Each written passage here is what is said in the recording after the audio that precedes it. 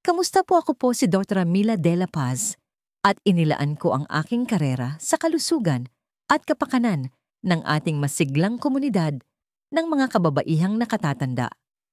Ngayon, nais kong buksan ang isang usapan tungkol sa isang personal at madalas ay pribadong paksa, isang bagay na mahalaga para mapanatili ang kalusugan at kagalakan habang tinatahak natin ang ating mga huling taon. Naisip niyo na ba kung paano maaaring magbago ang kahulugan at epekto ng isang bagay na natural at personal tulad ng masturbasyon kapag kayo ay lampas na sa edad 60? Sa yugtong ito ng buhay, maraming kababaihan ang muling natutuklasan ang kahalagahan ng intimasya, ginhawa at pisikal na pagpapalaya sa kanilang sariling paraan. Mahalagang maunawaan na ang masturbasyon ay hindi lamang karaniwan, kundi maaari ring maging isang napakalusog na gawain. Maaari itong magpakalma ng stress, makatulong sa pagtulog, mapabuti ang sirkulasyon, at suportahan pa nga ang kalusugan ng pelvic. Ngunit iilan lamang sa mga kababaihan ang nakakaalam na may mga ilang gawi na may kinalaman sa sariling kasiyahan na maaaring tahimik na nakakasama sa kanilang kalusugan, lakas, at maging sa haba ng buhay. Ang mga doktor ngayon ay nagpapalaganap ng kamalayan hindi para manghiya o manakot, kundi para mag-eduka, magbigay lakas, at magprotekta. Habang nagbabago ang ating mga katawan, dapat ding magbago ang paraan ng ating pag-aalaga sa mga ito at kasama na roon ang ating mga pinakapersonal na gawi. Ngayon aalamin natin ang 5 kritikal na pagkakamali sa masturbasyon na madalas gawin ng mga nakatatandang kababaihan at ipapaliwanag kung bakit maaring tahimik itong nagdudulot ng mas maraming pinsala kaysa sa kabutihan. Sama-sama nating tuklasin ang mga katotohanan ito hindi nang may paghuhusga, kundi nang may karunungan at dignidad. Bago tayo magsimula, kung sa tingin ninyo ay makakatulong ang impormasyong ito, hinihikayat ko kayong makilahok sa mga content na tulad nito na para sa inyo. Kung nagustuhan ninyo ang talakayang ito, marahil ay maaari ninyong ipaalam sa akin sa pamamagitan ng isang 1 sa mga komento. Kung hindi naman ang isang 0, ay makakatulong sa akin na maunawaan kung paano ako makakapagbigay ng mas mahusay na impormasyon para sa inyo. Unang pagkakamali. Pagbaliwala sa nagbabagong kalagayan ng katawan. Habang tumatanda ang mga kababaihan ng kanilang katawan, ay dumaranas ng mga pagbabago na malalim at mahalagang bigyan ng respeto. Pagkatapos ng edad 60, lalo na pagkatapos ng menopause, ang mga pagbabago sa hormone, pagkaelastiko ng balat at mga tissue sa puwerta ay lubos na naiiba kaysa noong mga dekada na ang nakalipas. Sa kasama ang palad, maraming nakatatandang kababaihan ang nagpapatuloy sa paggamit ng parehong mga pamamaraan presyon o produkto na kanilang nakasanayan noong kanilang kabataan nang hindi namamalayan na ito ay maaari nang magdulot ng discomfort o kahit pinsala. Ang marahas o batay sa pagkiskis na sariling kasiyahan nang hindi isinasaalang-alang ang mga pagbabagong ito ay maaaring humantong sa iritasyon, maliliit na sugat sa masilang tissue ng puwerta o vulva o gasgas. Ang mga isyong ito ay maaaring mukhang maliit, ngunit maaari silang lumikha ng isang siklo ng sakit at pag-iwas at magpataas ng posibilidad ng impeksyon. Para sa mga kababaihang may arthritis sa kanilang mga kamay, ang mga pamilyar na posisyon o galaw ay maaari nang magdulot ng sakit sa kasukasuan o pulikat na ginagawang isang nakaka-stress na gawain ang dapat sanay nakaka-relax. Isang madalas na nakakaligtaang aspeto ay ang pelvic floor. Ito ang mga kalamnan na sumusuporta sa iyong pantog, bituka at matris. Kapag ginagawa mo ang sariling kasiyahan ng may tensyon o pagkabalisa, maaaring pinipiga mo ang mga kalamnan na ito nang hindi mo namamalayan. Sa paglipas ng panahon, maaari itong mag-ambag sa pananakit ng pelvic, madalas na pag-ihi o magpalala ng mga issue tulad ng incontinence. Hinihimok ng mga doktor ang mga nakatatandang kababaihan na harapin ang bahaging ito ng kanilang buhay nang may mas malalim na paggalang sa sarili at banayad na pag-aalaga. Ang masturbasyon ay hindi dapat pakiramdam na parang isang karera patungo sa dulo, kundi isang pagdiriwang ng sensasyon. Hindi na ito tungkol sa tindi, kundi tungkol sa koneksyon, pagre-relax at pagsuporta sa iyong kapakanan. Ang banayad na paghaplos, pagtuklas ng iba't ibang bahagi at paggamit ng dekalidad na lubrikant ay hindi na opsyonal. Ang mga ito ay mahahalagang kasangkapan para sa kasiyahan at proteksyon. Ang malalim na paghinga, komportableng postura at paglalaan ng oras ay maaaring magbago ng karanasan. Ang yugtong ito ng buhay ay nag-aalok ng isang makapangyarihang pagkakataon upang muling bigyang kahulugan ang kasiyahan. Ang pakikinig sa iyong katawan ay hindi isang senyales ng pagsuko. Ito ay isang senyales ng karunungan. Hindi ka nagiging mas mababang uri ng babae dahil kailangan ng iyong katawan ng mas maraming kahinahunan. Sa katunayan, maaari kang makatuklas ng isang bagong lalim ng pagiging sensitibo at kasiyahan kapag pinahintulutan mo ang iyong sarili na makaramdam ng lubusan at ligtas. Ang iyong katawan ay nakikipag-usap, respetuhin kung ano ang sinasabi nito. At gayon pa man, ang pisikal na bahagi ay isang bahagi lamang ng equation. Paano naman ang emosyonal at mental na aspeto? Ang susunod na pagkakamali ay maaaring tahimik na binabago ang pag-iisip ng iyong utak sa mga paraan na nagbabawas ng kagalakan, nagpapapurol sa tunay na intimasiya sa buhay, at nakakaapekto pa nga sa iyong memorya. Pag-usapan natin iyan sa susunod. Ikalawang pagkakamali. Paggamit ng pornografiya na lumilikha ng pagkawalay. Sa digital na panahon ngayon, ang pornografiya ay mas madaling ma-access at mas matindi kaysa dati. Para sa mga mas batang babae, ang utak ay madalas na sapat na matatag upang pamahalaan ang madalas na visual input na ito. Ngunit para sa mga nakatatandang kababaihan, lalo na sa mga higit sa X2, ang ganitong uri ng labis na pagpapasigla ay maaaring tahimik na magsimulang baguhin kung paano tumutugon ang utak sa kasiyahan, intimasiya at tunay na pagkaantig. Maraming kababaihan ang bumabaling sa pornografiya sa internet nang hindi namamalayan ang mga natatanging panganib na dulot nito sa yugtong ito ng buhay. Naglalabas ang utak ng dopamine, ang kemikal ng kasiyahan, bilang tugon sa sexual na pagpapasigla. Kapag ang pagpapasiglang yon ay pare-pareho at sobrang hindi makatotohanan, umaangkop ang utak. Nagsisimula itong humingi ng mas matinding stimuli para sa parehong antas ng kasiyahan na lumilikha ng isang siklo ng bumababang epekto. Sa paglipas ng panahon, maaari itong humantong sa dopamine desensitization, kung saan ang mga tunay na karanasan sa buhay, tulad ng mapagmahal na haplos ng isang kapareha, isang magandang alaala, o simpleng pagtuklas sa sarili, ay hindi na nagdudulot ng parehong emosyonal na gantimpala. Ang dating nakapagbibigay kasiyahan ay maaaring magsimulang maging matamlay o nakakadismaya. Para sa mga nakatatandang kababaihan, ito ay maaaring maging partikular na nakakapinsala.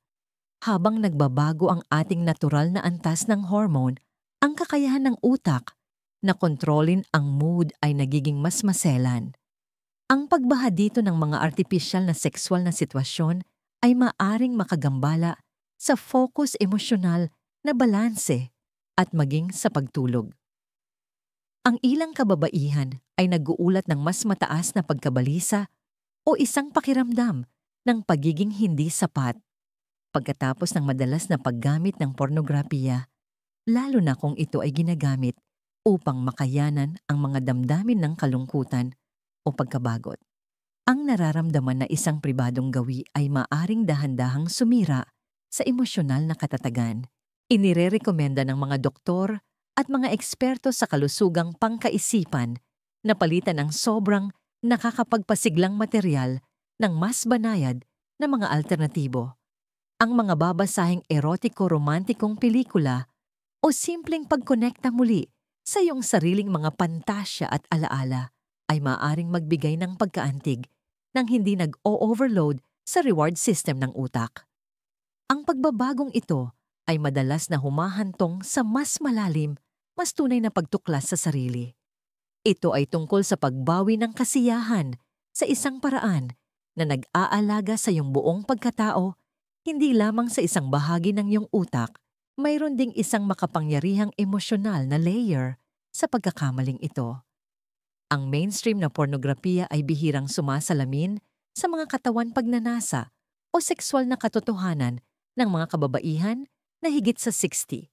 Maari itong lumikha ng isang masakit na pagkawalay na humahantong sa mga damdamin ng kakulangan o pagkabigo sa iyong sariling maganda at tumatandang katawan.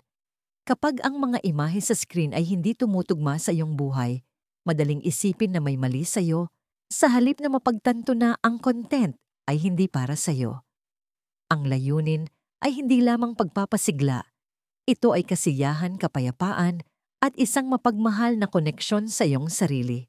Ngunit ang pagpapasigla ay hindi lamang ang tanging salik. May isa pang madalas na nakakaligtaang panganib na kinasasangkutan ng maselang panloob na ecosystem ng katawan. Isa na kapag binaliwala ay maaaring tahimik na humantong sa pangmatagalang discomfort. Ibuhos natin ang ating atensyon diyan sa susunod. Ikatlong pagkakamali. Pagbaliwala sa kalusugan ng pelvic at puwerta.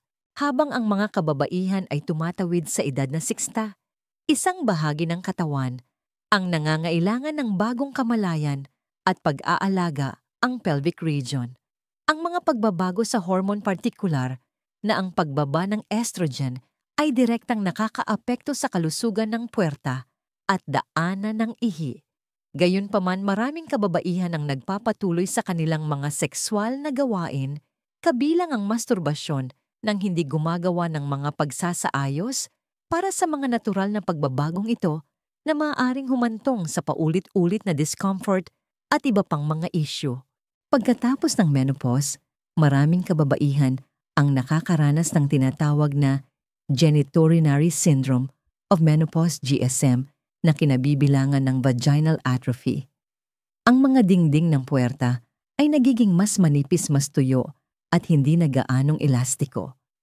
Ang paggawa ng masturbasyon ng walang sapat at dekalidad na lubricant ay maaaring magdulot ng pagkiskis na humahantong sa masakit na maliliit na sugat, pananakit at mas mataas na panganib ng urinary tract infections UTI.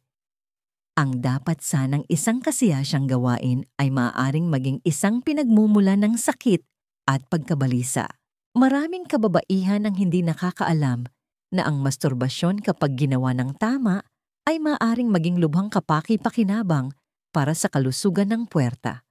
Ang banayad na pagpapasigla ay nagpapataas ng daloy ng dugo sa mga pelvic tissue na maaaring makatulong na panatilihin itong mas malusog, mas elastiko at mas lubricated. Gayunpaman, nangangailangan ito ng isang maingat na diskarte. Ang pagmamadali paggamit ng sobrang presyon o paggamit ng mga produktong may mga sangkap na nakakairita ay maaaring magdulot ng mas maraming pinsala kaysa sa kabutihan na nagpapalala sa pagkatuyo at nagdudulot ng pamamaga.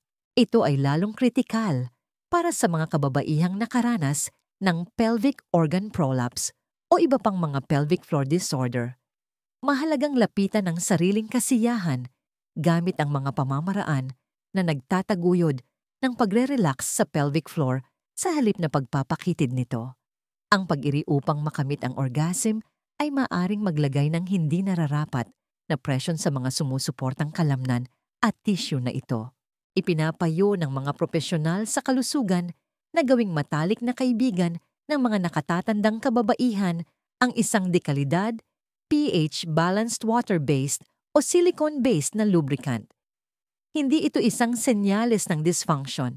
Ito ay isang kasangkapan para sa matalino at kasiyasyang pag-aalaga sa sarili. Ang pinakamahalaga, kung nakakaranas ka ng patuloy na pananakit, pagdurugo o mga pagbabago sa discharge mula sa puwerta, hindi mo dapat baliwalain ang mga senyales na ito. Ito ang paraan ng iyong katawan na humihingi ng ibang diskarte o isang pag-check-up sa iyong doktor. Ang pagprotekta sa iyong kalusugan ng pelvic ay nangangahulugan ng pagbibigay galang dito. Ang masturbasyon ay maaaring maging isang paraan upang manatiling konektado sa iyong katawan at mapanatili ang kalusugan ng tissue, ngunit dapat itong gawin ng may bagong pananaw, isang nakaugat sa pag-aalaga, hindi lamang sa rutina.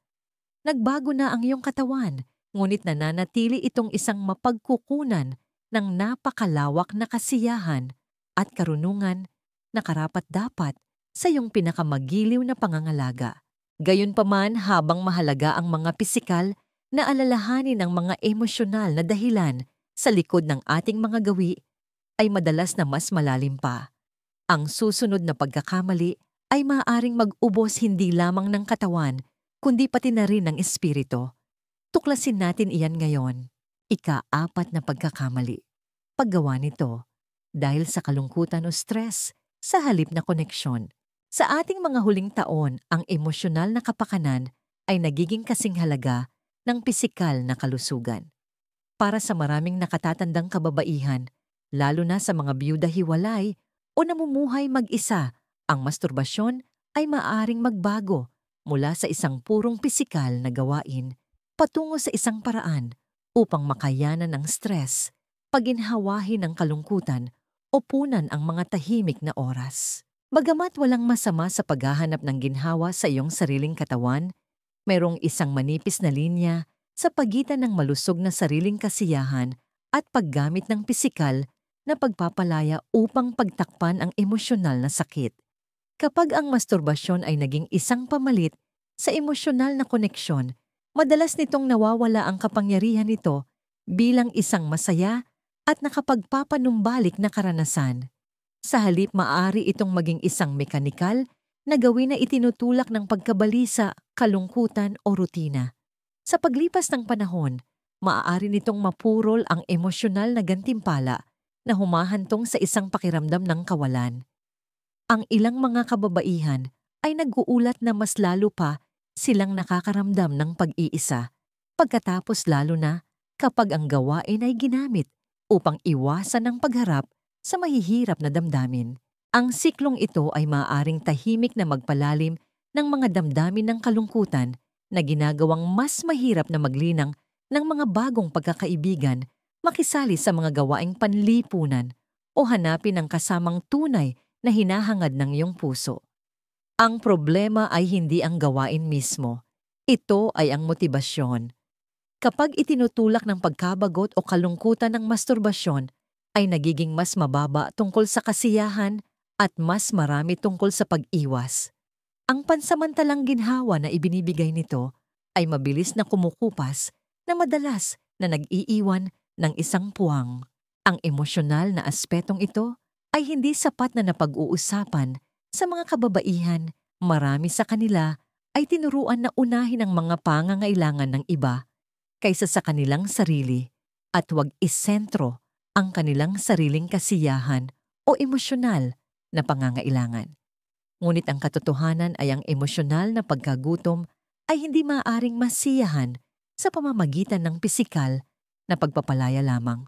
Sumasang-ayon ang mga therapist at doktor kung napansin mo na bumabaling ka sa masturbasyon nang higit pa dahil sa emosyonal na ugali kaysa sa tunay na pagnanasa, ito ay isang senyales na karapat-dapat na galugarin. Tanungin ang iyong sarili, ginagawa ko ba ito dahil masaya ako at nais kong kumonekta sa aking sarili o dahil ayaw kong maramdaman ang ibang bagay? Ang tanong na ito ay maaring magbukas ng malalim na kamalayan sa sarili. Minsan ang isang simpleng pagbabago, tulad ng pagtawag sa isang kaibigan, pagsali sa isang book club, o paggugol ng oras sa kalikasan, ay maaaring magbigay ng mismong koneksyon na iyong hinahanap. Ang layunin ay hindi upang ihinto ang masturbasyon. Ito ay upang bawiin ito bilang isang gawa ng pagmamahal sa sarili. Ang iyong emosyonal na kalusugan ay mahalaga tulad ng iyong pakiramdam ng koneksyon sa iba at higit sa lahat sa iyong sarili. Ang kasiyahan, tulad ng pag-ibig, ay dapat maging isang dagdag sa iyong buhay, hindi isang pamalit sa kung ano ang nararamdamang nawawala. Ngunit habang makapangyarihan ang mga motibo, may isa pang hamon na tahimik na gumagapang. Hindi ito tungkol sa kung ano ang iyong nararamdaman. Ito ay tungkol sa kung ano ang iyong inaasahan at kung paano maaaring nakawin ng mga pag-aalala tungkol sa iyong tugon ng iyong kapayapaan. Tuklasin natin iyan sa susunod. Ikalimang pagkakamali, paghahabol sa orgasm o pag-aalala sa iyong reaksyon. Habang tumatanda ang mga kababaihan ng ating mga sexual na tugon, ay natural na nag-e-evolve. Ang pagkaantig ay maaaring mas matagal, ang mga orgasm ay maaaring iba ang pakiramdam minsan, mas banayad minsan, mas kalat. O maaaring hindi ito mangyari sa bawat pagkakataon. Ito ay ganap na normal. Gayunpaman, napakaraming kababaihan ang tumitingin sa mga pagbabagong ito bilang isang personal na kabiguan. Nagsisimula silang gamitin ang masturbasyon bilang isang pagsubok. Kaya ko pa bang magkaroon ng orgasm? Sapat ba itong malakas? Bakit ito tumatagal? Ang kaisipang ito ay ginagawang isang performance review na puno ng pagkabalisa at paghuhusga sa sarili ang isang magandang gawa ng pagtuklas sa sarili. Ang performance anxiety ay hindi lamang mental. Binabahan nito ang katawan ng stress hormone na cortisol na isang direktang kalaban ng pagkaantig. Kung mas nag-aalala ka, mas nagiging mahirap para sa iyong katawan na mag-relax at tumugon ng may kasiyahan. Ang nagsisimula bilang isang maliit na alalahanin ay maaring umikot sa isang nakakadismayang siklo ng presyon at kabiguan. Ang pagbitiw sa pagkahumaling sa isang tiyak na uri ng orgasm o anumang orgasm man ay isa sa mga pinakanakapagpapalayang bagay na maaaring gawin ng isang babae para sa kanyang sexual na sarili. Sa halip na tanggapin ang mga pagbabagong ito at tumangkop ng may grasya, marami ang nagdurusa sa katahimikan na nararamdamang sira o nahihiya. Ngunit ang mga pagbabagong ito ay hindi isang hatol sa iyong pagiging kaakit-akit o pagkababae. Ang mga ito ay simpleng biology at ang magandang balita ay ang kasiyahan ay hindi limitado sa orgasm. Ang muling pag-frame sa masturbasyon bilang isang gawa ng pandama na paggalugad sa halip na isang gawaing nakatuon sa layunin ay susi. Hindi ito tungkol sa destinasyon. Ito ay tungkol sa paglalakbay. Ito ay tungkol sa pag-enjoy sa mga sensasyon ng paghaplos init at koneksyon sa iyong katawan nang walang anumang presyon. Kapag nangyari ang pagbabagong ito, nawawala ang pagkabalisa at sa kabalintunaan ng katawan ay madalas na mas malayang tumugon ng may kasiyahan kabilang ang orgasm. Kapag ang kasiyahan ng layunin ng orgasm ay nagiging isang posibleng bonus, hindi isang kahingian. Ang presensya ang mahalaga ngayon, hindi ang performance. Ang ginhawa pagkamausisa at katapatan sa iyong sarili ang mga pundasyon ng mature na sexual na kalusugan. Habang lumilipas ang mga taon, ang iyong katawan ay maaaring tumatanda, ngunit ang iyong kakayahan para sa kagalakan, sensasyon at kapayapaan sa kung sino ka ay walang hanggan. Ngayong natuklasan na natin ang 5 pinakakaraniwang pagkakamali sa masturbasyon na ginagawa ng mga nakatatandang kababaihan, isang tanong ang nananatili. Anong mga praktikal na hakbang ang maaari mong gawin ngayon upang malinang ang malusog, masaya at ligtas na mga sexual na gawi? Sagutin natin iyan sa susunod. Pangwakas na kaisipan, karunungang sexual. Pagkatapos ng skin talk, may dumarating na panahon sa buhay ng isang babae kung saan ang kasiyahan ay nakakahanap ng mas malalim na kahulugan, hindi lamang pisikal, kundi emosyonal at espiritual. Pagkatapos ng tekto, hindi ito tungkol sa pagkamit ng isang tiyak na resulta o pagpapatunay ng anuman. Ito ay tungkol sa pagbibigay galang sa katawan na nagdala sa iyo. Hanggang dito, pakikinig sa karunungan nito at pagyakap sa paghaplos ng may pag-aalaga at intensyon. Karapat-dapat ka sa kalayaang ito. Karapat-dapat ka sa kapayapaang ito. Ang masturbasyon kapag ginagabayan ng kamalayan at paggalang sa sarili ay maaaring maging isang maganda at nag-aalagang bahagi ng iyong buhay. Hindi minadali, hindi hinusgahan, kundi totoo tapat at sa iyo lamang. Ang pagtanda ay hindi nangangahulugang pagbitiw sa sensual na kasiyahan.